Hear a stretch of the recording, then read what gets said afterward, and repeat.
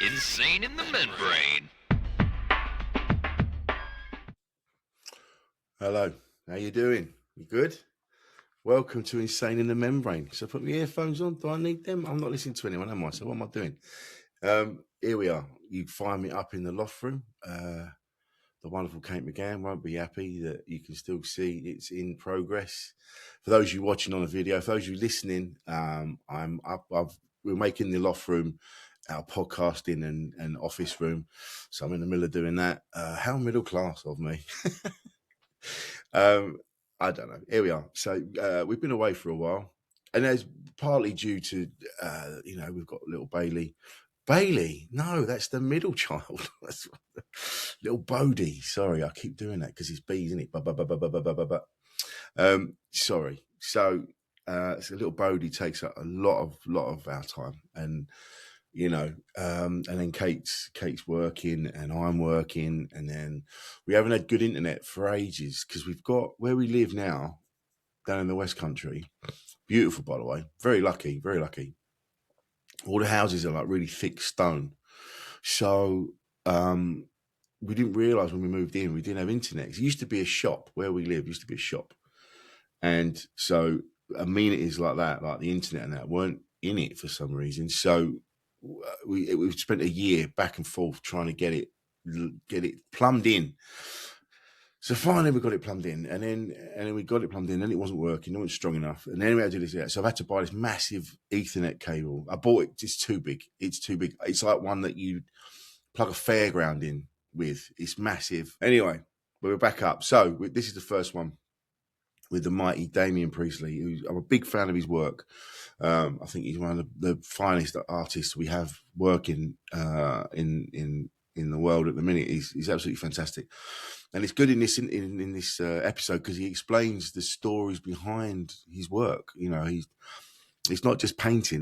There's a reason for the painting existing, and I always love that.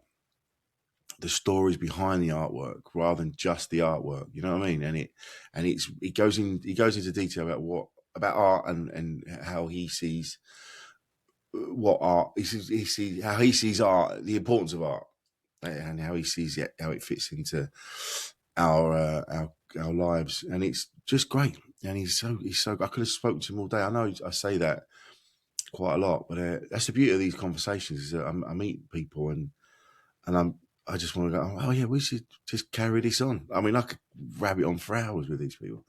So anyway, I keep it short. And then over on our Patreon, we've got our new one where I ask the top 5 albums of our guests, which I find always interesting. And people that know me and know the podcast will know, big music fan, I'm mad on my vinyl. And so I'm always fascinated to find out what people are digging. And I'm not too much of a snob. Yeah, there are artists that I'm like, but I always say, if you've made an album, you're already doing better than I am. I'd love to have made an album. So to me, it's not really, you can't say it's shit because someone somewhere gets pleasure from it, if that makes sense. So I'm always like, I used to be like, oh, that's shit. But it's like, no, you don't like it. It doesn't mean it's shit, But then, that's how I see it anyway. So anyway, but so I'll jump on, give a quick introduction to say hello and welcome back. Thank you for your patience, all those that have hung on. Hopefully we can grab the people that decided they probably thought we weren't coming back. That's the thing, because I hadn't made any announcements. I hadn't said I'm quitting. There's always the intention to come back and do this properly. And so we've done this today. I've got the next one lined up. As I record this, I've got my next guest lined up, ready to go for another recording. So 2 in a week, that's not bad. That's not bad at all. So that's me. Stop the rabbit in now. So yeah, if you want to listen to the other stuff I said, the top 5 albums, that's Patreon only. So get on our Patreon page, sign up, and then you'll get to listen to the extra bits and bobs. So without further ado, let's get on with it, shall we? So coming up now is Dameon Priestley.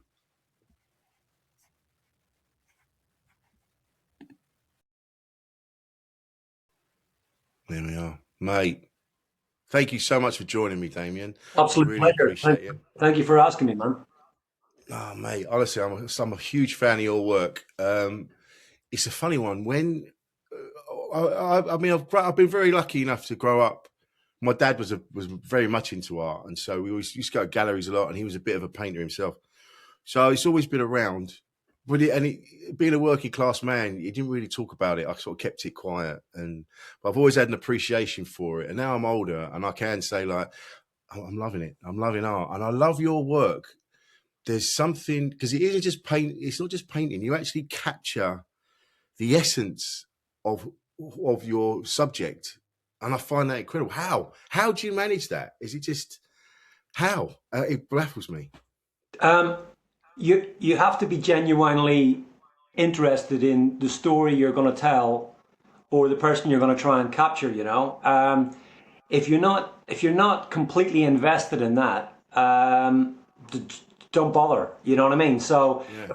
if I'm telling a story, which has, and most of it does, some form of historical or sort of social context, I'll take weeks and sometimes months researching that story. And so therefore, once you've immersed yourself in that, if I wasn't an artist, I'd be a writer or a historian, something like that, social historian. So once Yeah. you've immersed yourself in that, you're in that world.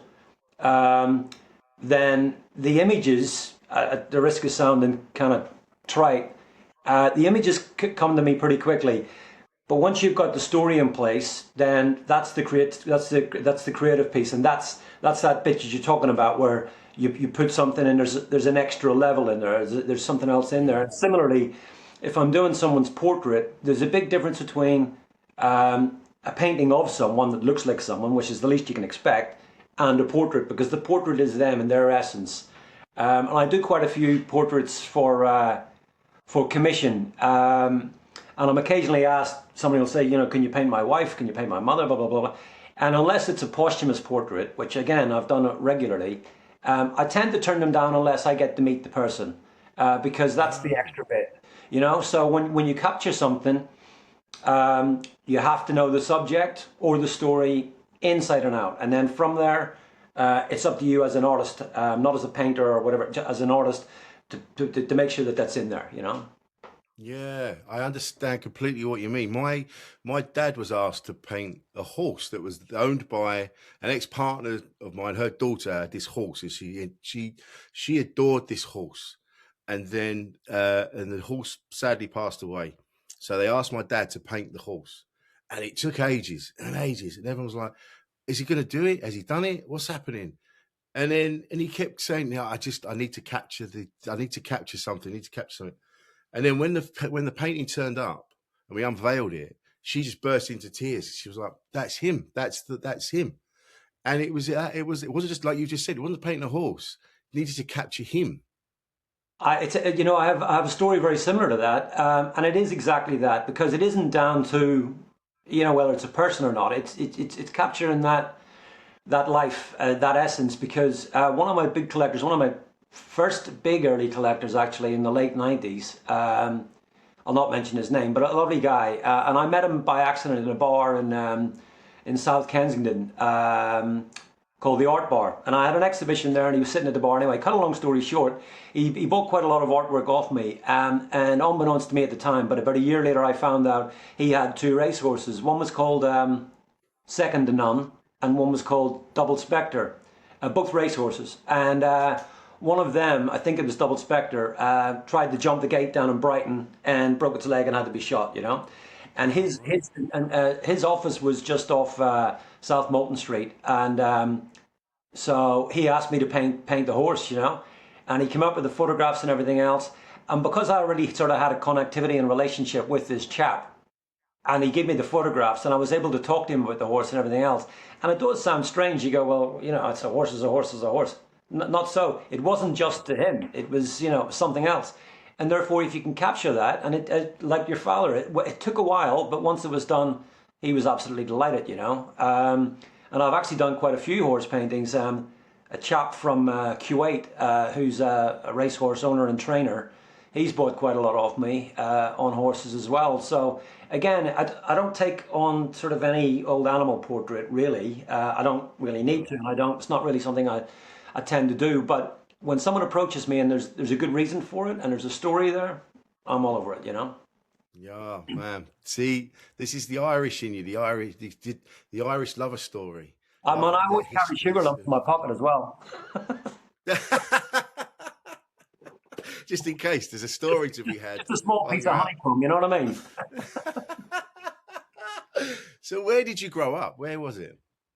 Born in '66 in Belfast, and you know, grew up there all the way through the Troubles, and that was interesting for sure. And yeah, I left Belfast in 1988 after I graduated from art college. My degree was in fashion design. Moved to London, worked in freelance in the fashion world for a while, illustrating, designing, forecasting, all of that.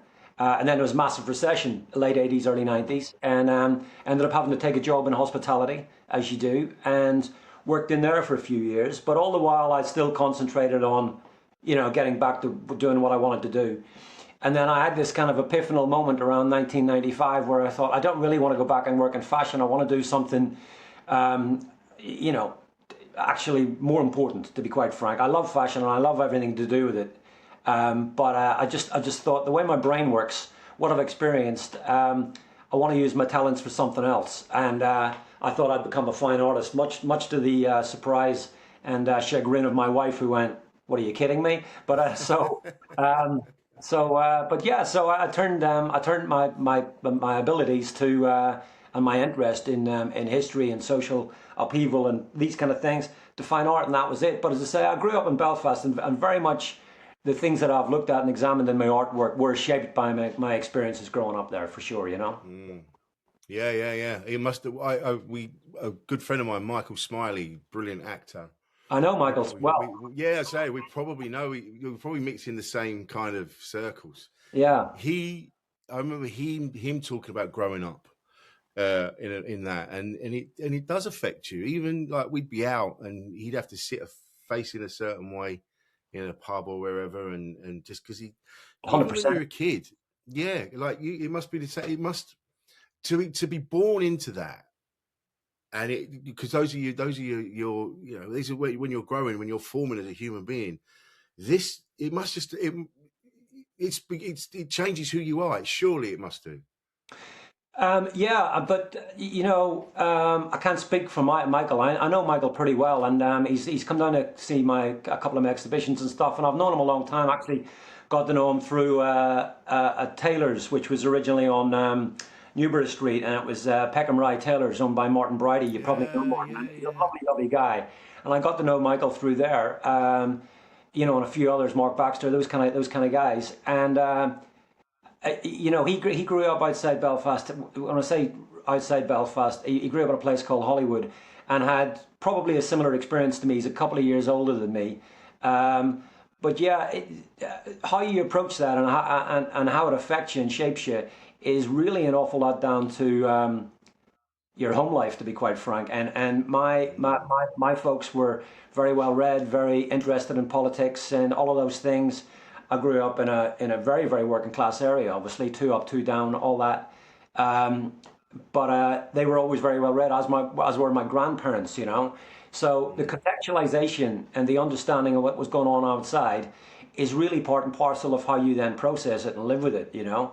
Of course, if it's the same thing every day, then it becomes the normal, when it's quite obviously not the normal. But, you know, it's as far away from that as possible. But as I say, that processing, and as I say, I was my sister and I were very lucky that my folks had, you know, sensible heads on their shoulders, you know. Yeah. I mean, I think Michael said the same thing.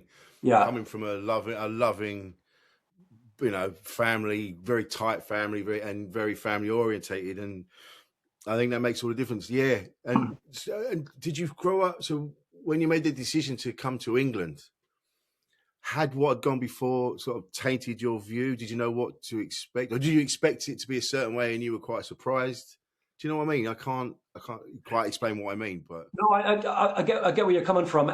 So most of my friends when I was sort of 16, 17, they were older than me by some 6, 7 years. So they'd all been sort of punks from sort of 77 onwards, you know. I was much too young for that, and that was in Belfast. But there was one particular guy who was a boyfriend of my sister's for a brief period of time, and him and I became very good friends at the end of 1982. He had already lived in London in from 1978, and he went to all the early, Adamant gigs and stuff, and he knew Adam very, very well. And he shared a squat with people like Kirk Brandon and stuff, and he mixed with all those Wow, people, yeah. and he had this sort of this magical kind of life, for that period of time, but then again, it's like everything. It only becomes magical in retrospect, not at the time. At the time, it's difficult. You know what I mean? He was living on the squat in Electric Avenue in Brixton, and everything was sort of hand to mouth, And it's only when you look back you go, Jesus, I was there at the right time, and those things happened.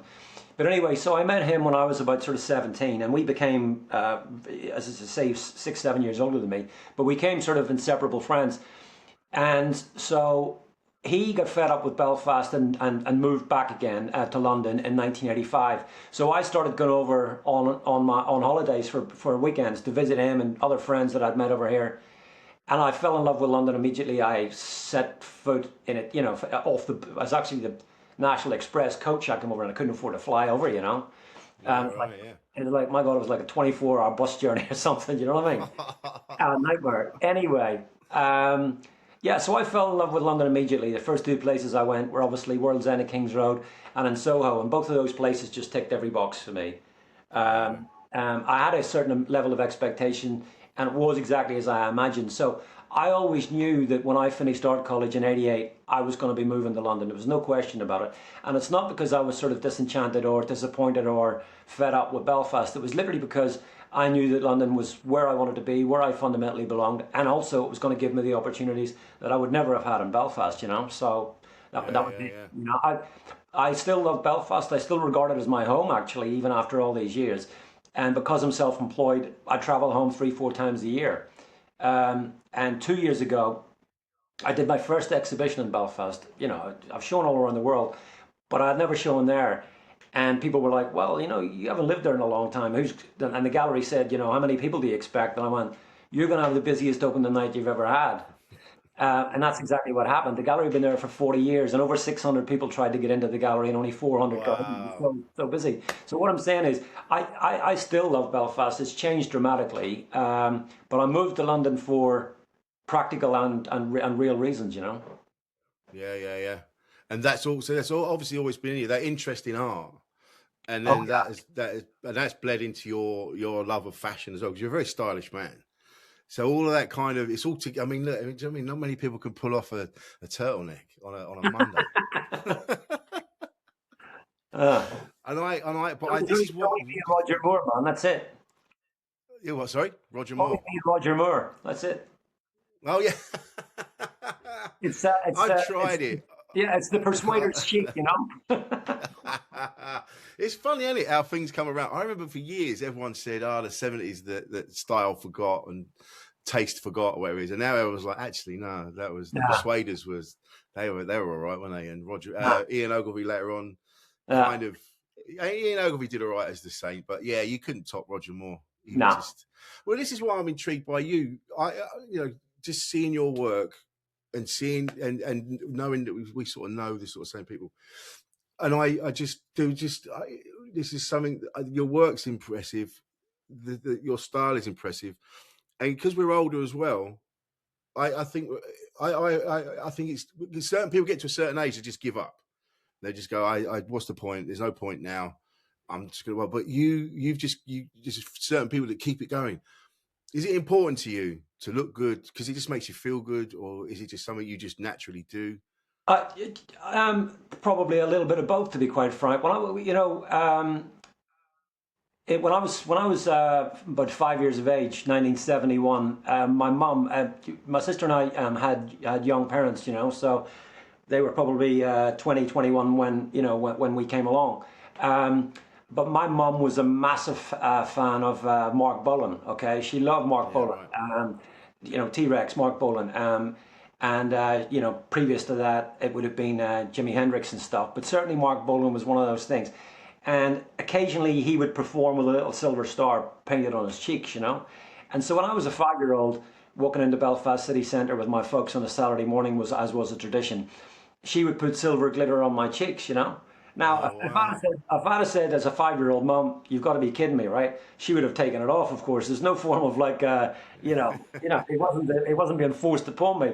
But I had long blonde hair, sort of Adam Faith, budgie kind of look, when I was that age, and you know, I loved it. And so there was obviously something in me which said, I don't care what I look like. I want to look the way I want to look from a very early age. And certainly my maternal grandfather, again, shipyard worker, specialist job in the shipyard, but a basic guy.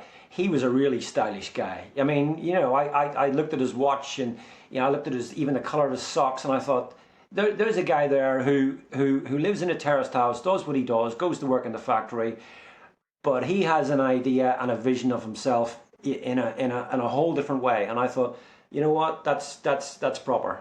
So as I Yeah, say, yeah. I've always loved clothes, but I think it's innate as well.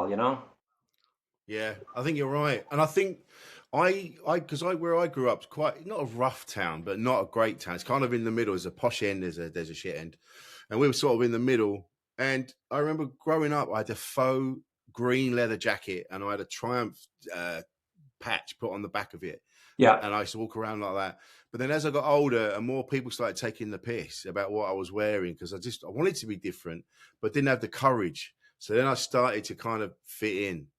And then yeah, for years, it was just I'd kept all the music I wanted to listen to, kept it secret. Didn't want to tell anyone, and I'd sneak off when I got old enough. I'd sneak off into London and go and see bands, but yeah, not tell anyone where I was. And then, but mm, then as I got older, I was like, and then I think when when sort of the baggy movement started, and Happy Mondays and Primal Scream, and they kind of started talking about the fact that they were listening to the Rolling Stones and Hot Chocolate and country music and all that, and it kind of went, oh, we can be that.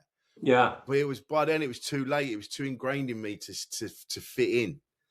And I admire someone like you that was able to walk around in Belfast with glitter on you. That's amazing. Well, I tell you, jumping forward to when was that? 87. So what was I? 21. And as I say, my friend Carl, he had already come back to London, so I went kind of everywhere on my own. And there was a collection of a couple of hundred people who did, the great clubs that were there. Well, there weren't clubs, there were discos, and there was only one or two of them, and it was all kind of post-punk stuff. So there was a mob of people all with a similar sort of mind. They're not going to stay in. They're not going to cower under their beds because of the troubles are unfolded. And bombs were still going off in those days, and people were still getting shot, and it was still no-go areas and stuff. But there was a handful of us who refused to sort of stay in.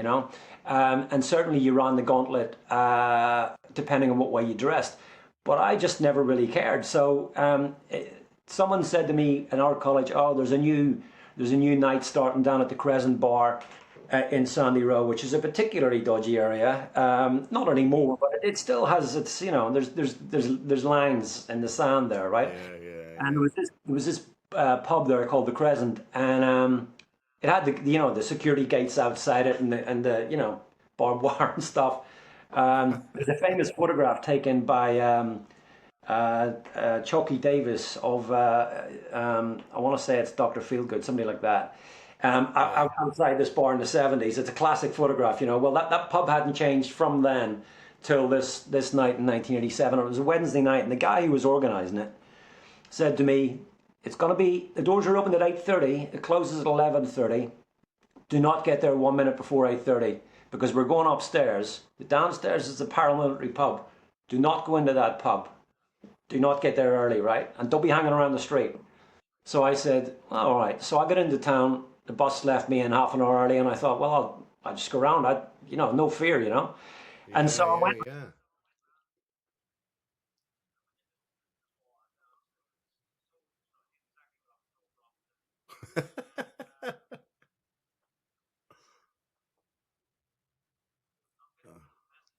What's it saying? Oh yeah, that's right. Yeah, yeah. That just keep going. That's fine. Is it? It's still going. Yeah. That's the thing. What it does, it marries it up at the end. So if it does go a bit weird, don't worry about it. It'll at the end recording, it'll all be fine. It'll look great. It's just a bit off-putting when it does that, things like that. But it's all good. It's uploading my end. It's all good. Yeah. There we go. So Yeah. yeah, just Should be fine. cut a long story short. I got there half an hour early and walked in. There was four guys sitting over in the corner, proper, proper, proper boys, right? And the barman looked Yeah. and he said, "Are you lost?" And I went, "No." And he goes, "Well, what are you doing on here?" And I said, "I'm having a pint, man, you know." And he looked over to the four guys in the corner, you know, to get the permission whether or not to serve me or not. And the guy said, "Are you sure you're not lost?" And I went, "No." I says, "The disco upstairs starts in half an hour." And he went, "Right." Well, what I hadn't told you was I was wearing a pair of steel toe cap DMs, red boy cycling shorts, a Jean Paul Gaultier top, and and get this, well, an MA1 flight jacket, and get this, just to top it all off, a fez, right? Okay.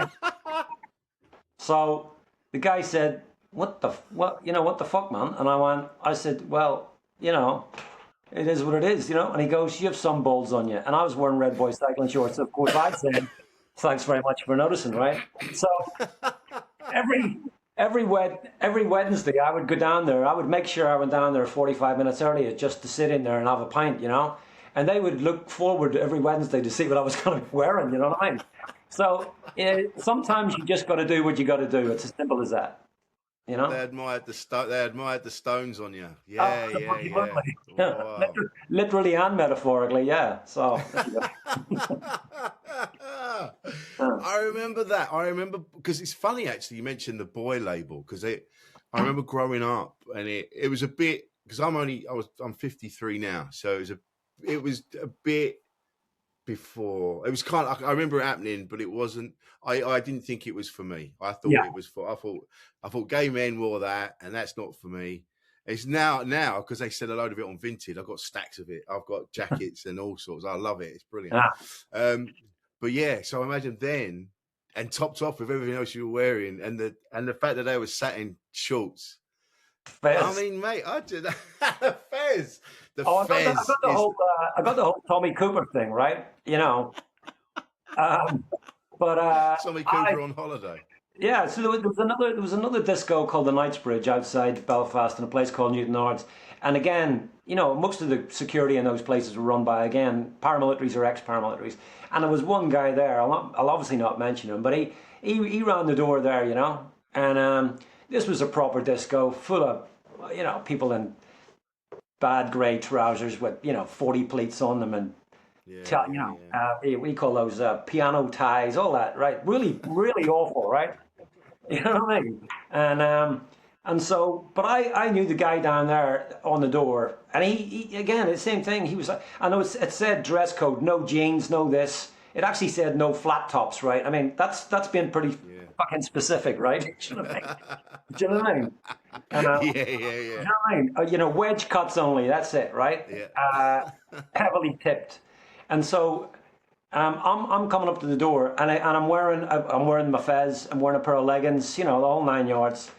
And the guy says, "Dameon, what are you wearing this week?" And I went, "Well," and he goes, well, "Jesus Christ Almighty! All right, come on in." But there was two guys behind me with you know, the fluffy socks and the cheap loafers and it's awful, man. And Geordie the doorman says, "You aren't getting in." And the guy went, "Why not?" And he goes, "Because of the way you dress. There's a dress code." And the guy said, "You just let that cunt in a fez," excuse my language. You just let him in a fez, and you're not letting me in my burgundy box jacket. What's going on, man? So yeah, good times. A friend of mine, Michael Legg, fellow comedian, he talks about Newton Ards. Does he? Said, yeah, and he's made a few comments about it. Yeah. So again, but that you know, that was the beauty of like glam rock and then later on like you know the boy label and things like that, and people like Boy George and who were playing with gender norms and you know and to do it in an area like that where you could just for wearing the wrong shoes. You could probably Totally. end up getting your head punched in. Yeah. I really admire that in a person. I really wish I had that. I didn't. I was really because of where I grew up, you could just get beaten up just for being just for standing there. The amount of times I got my head punched in just because I was next to the guy that wanted to punch someone's head in. I It was a was very, very, so. very quick runner, man. That was my saving grace. You know what Once I the mean? feds started going. Gee, I put a little bit of elastic band around the bottom of it. I didn't. That's a lie. I didn't. I didn't do that. Here he comes. Here's that cunt in his fez. Yeah, exactly. That's it. Yeah.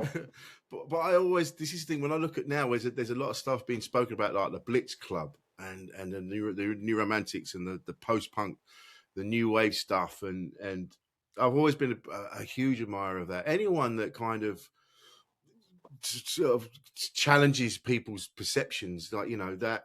I remember when Boy George was on Top of the Pops, and we all sat around watching Top of the Pops as we always did, and everyone going, "Oh, I don't know what that is. I don't know what that is," and I used to just be like, "I think he's brilliant," but Mm. I couldn't understand why.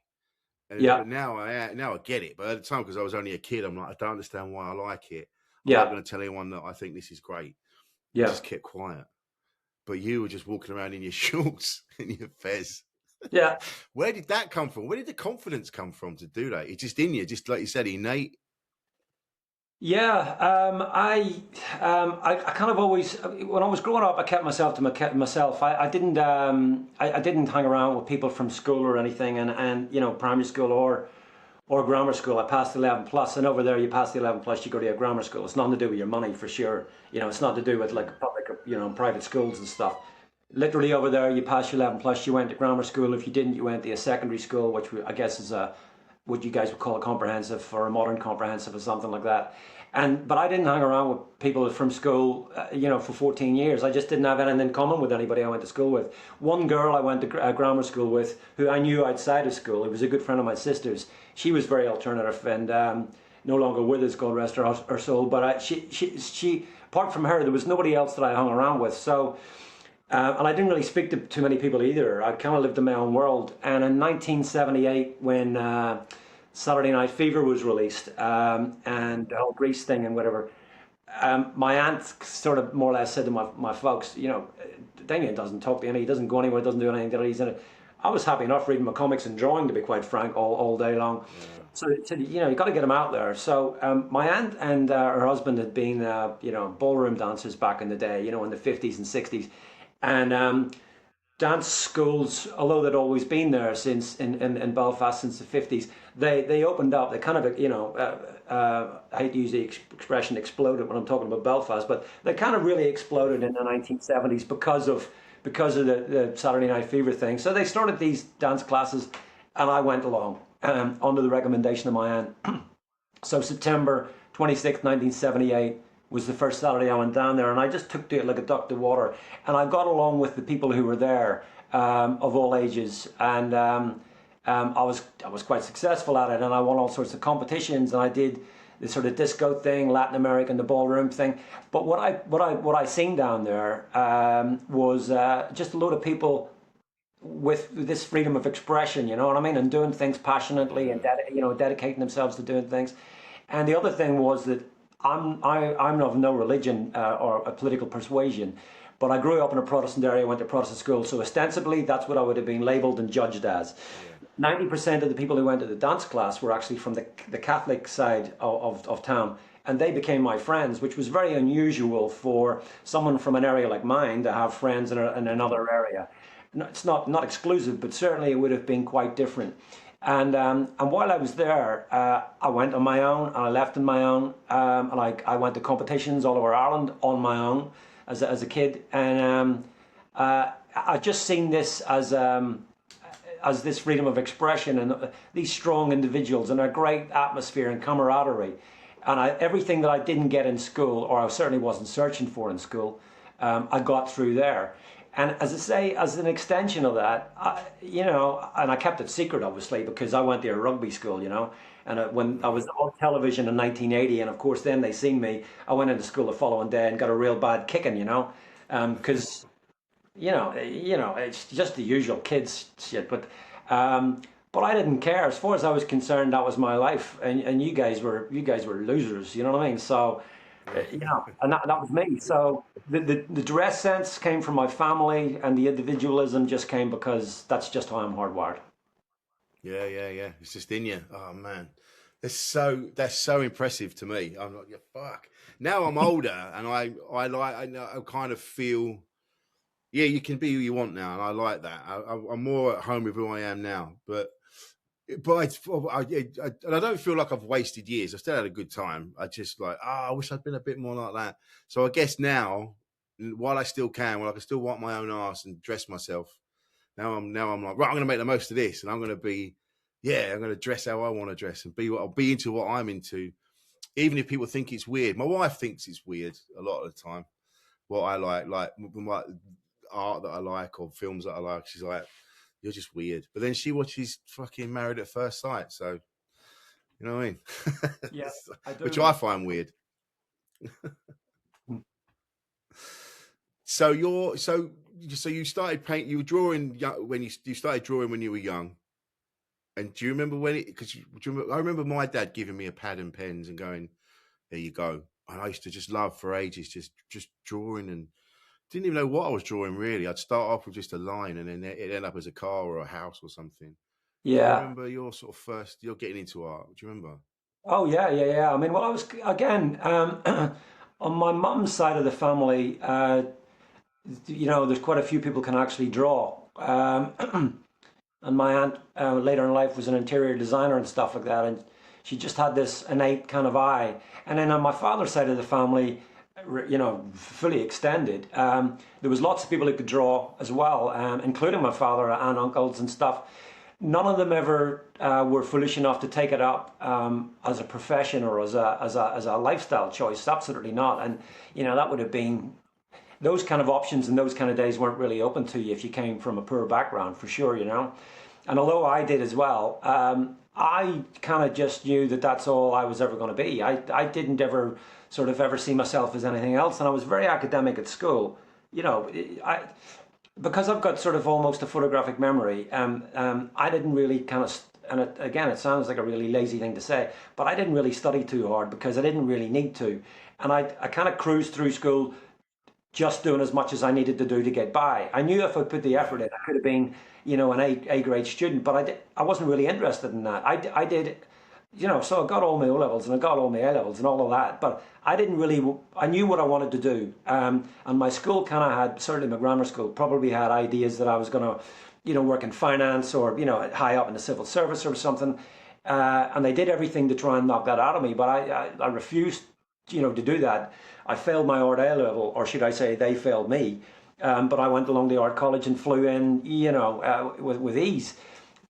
So getting back to your question, I always knew what I was going to be. I wasn't quite sure which field. I was obsessed with American comic books when I was a kid, so I thought I would like to go and work for Marvel or DC, something like that. That would have been the dream job when I was a kid. And I used to slavishly copy from them because the illustrators in those magazines, I regard as artists. They're not illustrators, they're artists in their own right. And everything you need to learn as an artist are in those comic books. There's dynamism, there's narrative, there's topography, there's anatomy, there's color, there's every single thing is in there. Those were my teachers when I was a kid, but I was drawn from the age of 4 for sure. And I remember I could draw quite quickly. So in primary school, we were set in primary 1, so the age of 4, and my teacher, Mrs. Roy, said, "Okay." She told us a Bible study. It was Belfast schools just immersed in religion. Told us the Bible study, and forgive me, I'm an atheist, but it was a story about Jesus, and there's a load of people there, waiting to hear his latest, outbursts, and somebody couldn't quite see, he climbed the tree, and he's in the tree, and da, da, da. Anyway, so that's the broad brushstroke of that. And no offense to anyone who's religious, and forgive me for being sort of slightly irreverent on that. But anyway, so we're going to draw that. We're giving you an hour to draw that. So I drew it in like 10 minutes. I'm all set here, right? So she's come around and she said, "Well, everybody else is still at it." You know what I mean? So I said, "Well, what do you want to do?" She goes, "Well, put a bit more detail in there." Well, I thought, well, I've done all the detail I need to do, really. There's the story. It's right there. There's the big guy. There's the crowd. There's the geezer up the tree, right? I've nailed it down flat here. Do you know what I mean? Unless you want me to put speech bubbles in there, I think we're all done, right? So I looked at it, and she did the circuit of the classroom again. And I always liked cowboy movies when I was a kid, you know. So I decided to change. I put a sheriff's badge on Jesus, right? And I put a few cowboy hats, 10-gallon and smaller ones, in the crowd. And then and the guy up the tree, I gave him the classic double feather and a bow and arrow, right? Thinking he's going to take Jesus out in a minute with, you know. And so she came around and she said, "What have you done?" And I said, "Well, I turned them into cowboys and Indians." And she said, "That's blasphemous. We're not putting that up on the wall, you know, the wall, you know, the kid." So I was censored at the age of 4.5, right? So I was always going to go that way. So she was going to take the drawing. It was done in crayons and pencil. She was going to take the drawing and destroy it. And I said, no way. And I took it home and I gave it to my mom, who thought it was hysterically funny, thank God, you know. And she still has it to this day in an old cookery book, you know. So it's one of my proudest moments in art, buddy. There you go. Yeah, even at 4, you were a rebel. You were just looking outside the box. Yeah, more like the sort of Tony Hancock approach to the art. Let's put it that way, right? A rebel, but yeah, just by accident. Just yeah.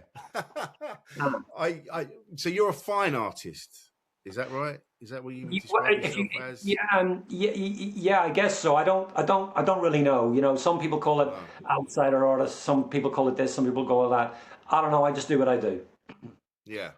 Yeah. Because I know someone else that studied fine art. What is the definition of that? Is it the way? Is it the way it's done? Is it the subject matter? What is it? What is it? Fine. What is it? Why is it called fine art? Yeah, well, you know, it's probably one of those. As I say, my degree was actually in fashion design, and I didn't decide to become a fine artist under that umbrella. Until as I say, about 1995. But I think it's one of those terms which is probably based in in history.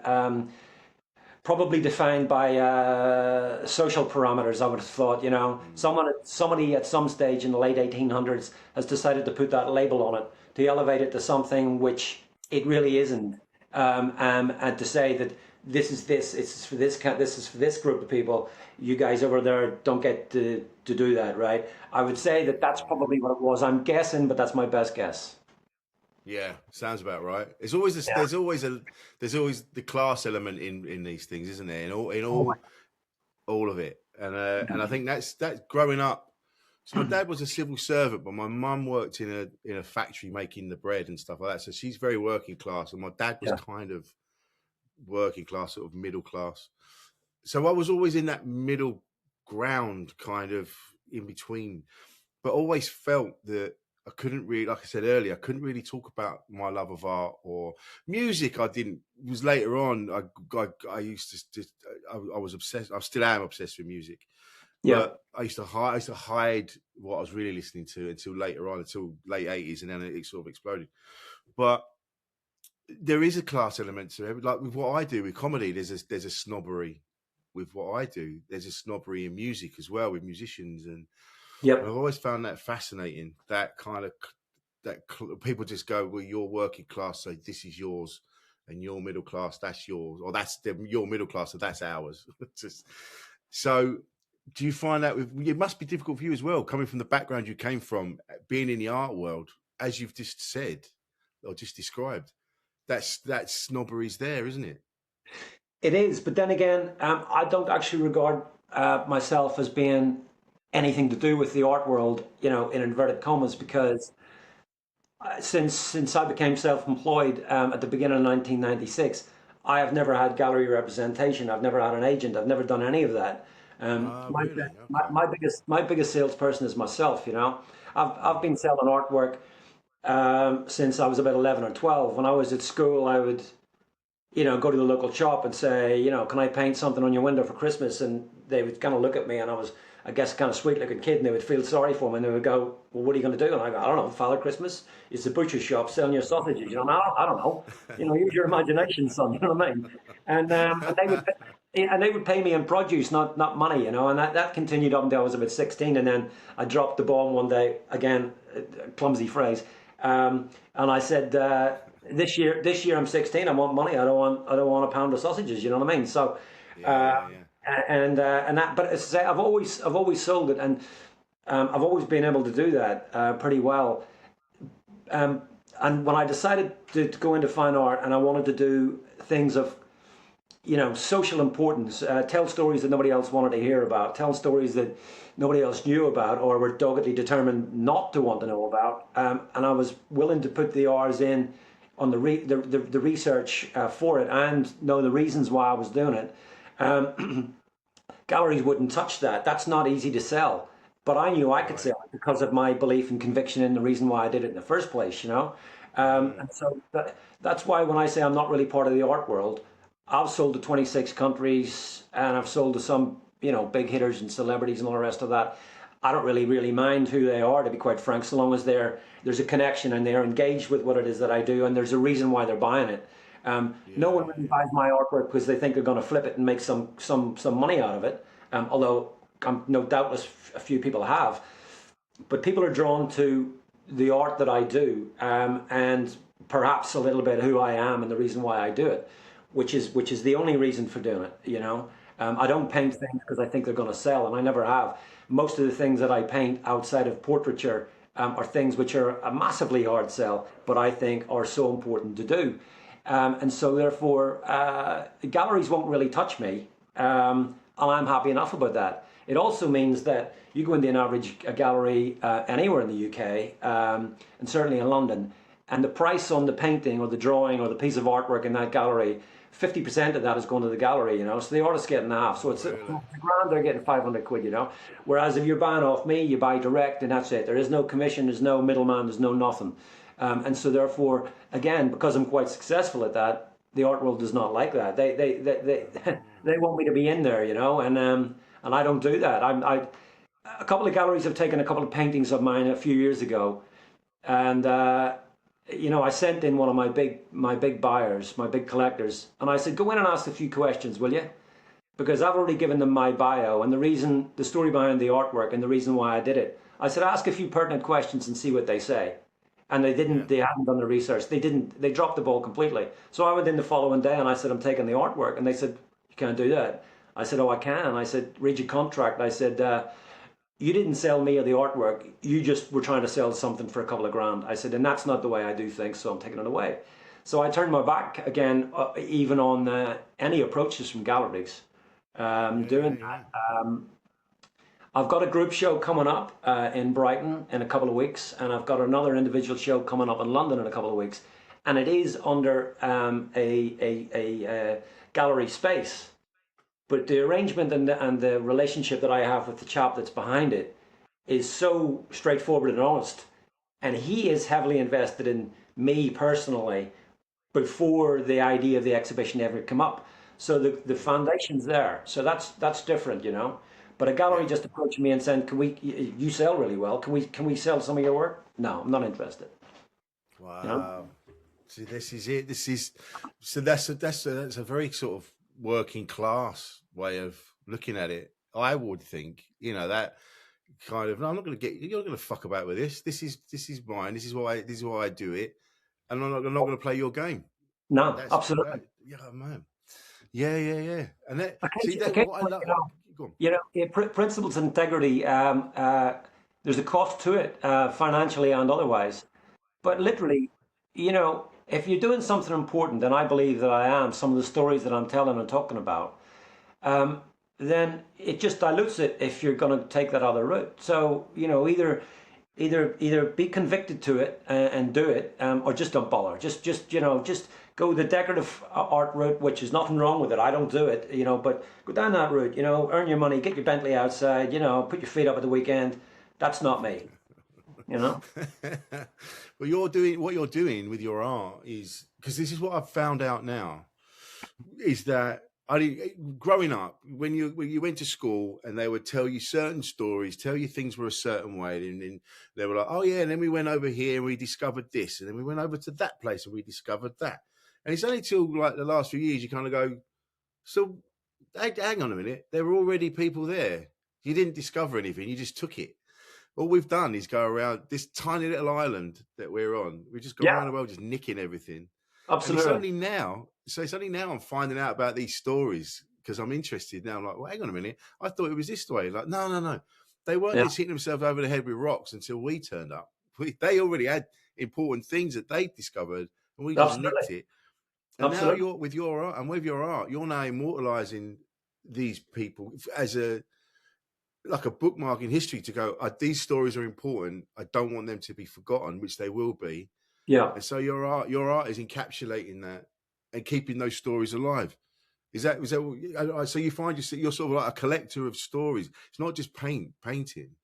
You're like No, collecting absolutely these not. stories. And the thing about it is that I say outside of the sort of portraiture sort of pieces that I do, some of the stories and some of the individuals that I look at, the one common thread is that there's a repeat. So, for instance, I did a collection in 2009 called Pallida More, which is Latin for deathly pallor, and it was looking at children who work in factories in the Victorian era, And there was a chap called W.T. Stead, who was the editor-in-chief of Pall Mall Gazette. He would have been recognised later on. He would have been recognised as probably one of the first investigative journalists, because newspapers in those days just reported, what was going on, sort of here or there. This is what's happening. This is what's happening, and of course, people, not everybody could read, so the newspapers were actually for a certain sector of people, and they kept them up to date with what was going on, what they thought that they needed to. But it wasn't really investigative journalism as we would know today. With W.T. Stead, he decided that he would do this thing in the Pall Mall Gazette, and it was one of the first times that a story had been serialized rather than just an article in a newspaper, and it was looking at the rights for children working in factories, and also trafficking of children between Britain and the continent. So when I read about this guy, I was totally fascinated, totally immersed in him and his story. And he became a real thorn in the side for the establishment, especially for the House of Lords. And they tried everything to get him stopped. But he actually got a lot of the laws changed, properly changed for children's rights and all the rest of that.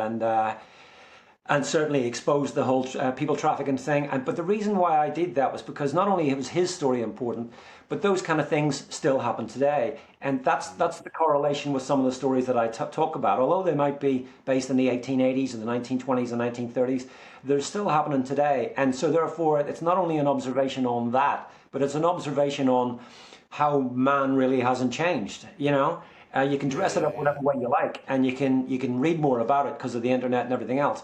But people are still doing the same things, and there's the inequality and injustice is still out there as bad as it was 100 years ago, and 150 years ago, 200 years ago, because that's what a huge percentage of the human race is. They're parasitical, and a lot of the people who are involved in these things don't believe that they're doing anything wrong, and there's no idea in their mind about change or development or anything like that. At the risk of sounding all heavy about it, that's why I'm drawn to certain things, and that's why I think if my artwork is around after I'm gone and people read about it and they go, I had no idea that was happening, my job's done then. Yeah, this is it. This is like you've literally just said. We go, oh, well, things were worse back then, but you've just said, it's the same stuff. It just keeps going around and around Yep. because those people that are involved don't change. They No. are always the same kind of person. And this is the thing. Like, we watched a documentary last night about this woman who was an influencer, and she was part of the Mormon church, and then she became friends with this family. This family became big online about, they were trying to portray themselves as the perfect family, the kids all baking together and this and that. And it turns out the kids were getting abused, everything was shit, and it was awful. And which is another reason why anything organized, any kind of big groups like that pretend that they're all loving and caring, all that, straight away I'm suspicious. straight Well, away. I'm like, I- you know, on that exact point, and I've told this story once before in an interview, so forgive me for repeating it. But it bears the telling because of what you just said. I did a collection many years ago, looking at the abuses of the Vatican Church. mm, I remember people saying, "Who's going to buy that and put it on the wall?" Well, it's sold because the people who bought it thought that it was um, worthy of being produced and told the story in a way that wasn't in your face, but just enough to make you contemplate it, and therefore they mm, had a personal connection with it or just an artistic connection with it, and they bought it. And I followed it up about a year later with another collection which looked at polemic sects in America in the 1970s and 80s. And I found this guy, and I was reading about it. This guy called Warren Jeffs. At the time, he wasn't on the FBI most wanted list, but I was reading about him, and then I loosely based this collection around people like him, and the churches that they set up. And so he had set up this massive church in Texas, but it followed the usual pattern. He set it up. He became this. He had this messiah complex, and then it always goes the same way. There's some form of abuse at the end of it, right? And yet people are still blindly following him. So just after I finished the collection, he was named on the FBI's most wanted list. Anyway, he eventually got arrested. He got acquitted. He got arrested again, and now he's never going to see the light of day again. This guy, and rightfully so. mm. But I actually debuted that collection in Florence in 2007 at the Biennale, and I remember when I hung it, one of the curators, there's like 150 artists or something there, and he came around and he went, "Are you sure that this is Florence, right? This is a religious place." And I said, "Well, I actually credit the Italians. I like Italians a lot." I said, "I actually credit the Italians with looking at it this way. It's constructive. It's not sensational. It's a constructive criticism and it's an observation, and it's also my opinion, but it's based on well-researched facts." And that's the kind of people they are. And I have a funny feeling when they see it, they're not going to go take that down. That's blasphemous. But they're going to say, "Who is this guy and what's the story?" And ask me the same thing. Well, the whole collection sold out at that exhibition. But at one stage, an American lady came around and said, "Can you? I heard you talking to a few people, and I like the way you talk about your artwork and stuff." She said, "I'm a tutor at a local art and design college in American school in Florence. Can I bring some students around?" I'm like, "Absolutely." "You do a talk?" "Absolutely." 15 minutes? Beautiful. So she came around, 15 to 20 students. I did the talk, and I said, "Any questions?" They asked a couple of questions, and then they were moving on. Okay, all great. And there was a girl who sort of hung back at the end of it, and so college age, so 20, 21, something like that. And I noticed that she was focused on this one piece, and so I was getting the stuff back together again, and I said, "Hey," and I thought maybe she wants to ask the question. She didn't feel comfortable, in front of her friends or colleagues. And I said, "If you have any questions, just go ahead." And I noticed she looked quite emotional and that she was welling up.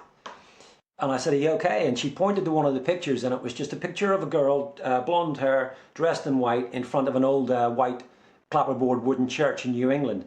And it just said Sunday school on it. That was the picture. There was nothing gratuitous about it. That was just Yeah. it. And she pointed and she said, "That's me. That's my story." And as I say, the tears were building up in her eyes. And I said, "Well, first off, what I'd like to say is I'm incredibly sorry to hear that. I mean, I couldn't be sorrier to hear that. But the second thing I need to say to you is the reason why I'm doing this is not for sensational reasons. I'm not getting a cheap holiday in other people's misery, in the words of the Sex Pistols." I said, I'm literally doing this because it needs to be out there. Sadly, your story needs to be told. These stories need to be told, and that's why I'm doing this. This is my only way of doing it. I'm an artist, and this is the way I do it. If I was a writer, I'd be doing it another way. Or if I was a historian or a journalist, I'd be doing it that way. But this is my vehicle. This is my method of doing it. And she looked at me and she just said, thank you for doing this." And she walked off. Now, if that was the last thing I'd ever painted in my life, I would have been very happy because that's the connection you're looking for. That's the reason you do it, and that's what it is. If you can be somebody else's voice, all the good. I mean, that's what art's about. Not painting, not bunches of flowers or that's what art's about. Yeah. So this is it. It's things like that that elevate certain pieces of art for me. It's not about the work that went into creating that piece, which is obviously, it takes forever, and it's so much talent, it's such a special thing. But the story behind the art, like, why did the art come to be in the first place? What was the journey up to that point that made this piece come to life? Come to life. Yeah. That is what I love. And when someone tells me, there's been paintings down the ages that I've gone, oh, that's pretty cool, I like that, for some reason, and they've gone, oh, this is the story behind that, and then it just elevates the whole piece. Totally. And so now your artwork, like I say, it's not just paint on a canvas. No. It's you're chronicling, you're documenting these stories, so they will be these things will be remembered. And I find that truly beautiful. Thank you. Truly I beautiful. appreciate that. I I do. do. But, And as I say, technically, I know I can draw and paint virtually anything, and in all sorts of styles and all sorts of ways. And again, I don't say that for any other reason than that's just the fact. So it's a dedicated choice to do the things that I do. But I believe in it. I don't do it again just to be sort of obtuse. I believe in what it is that I'm doing, and you have to. It takes a bit of a commitment. And did it start?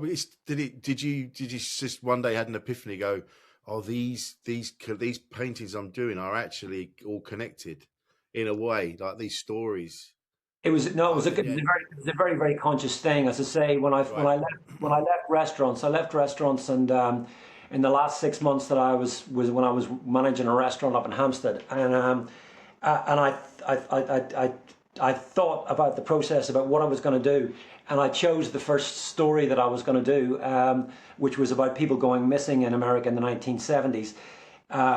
And it was just called Missing Series 1. And I did a lot of research again, and no internet in 1996, or scant internet, shall we say.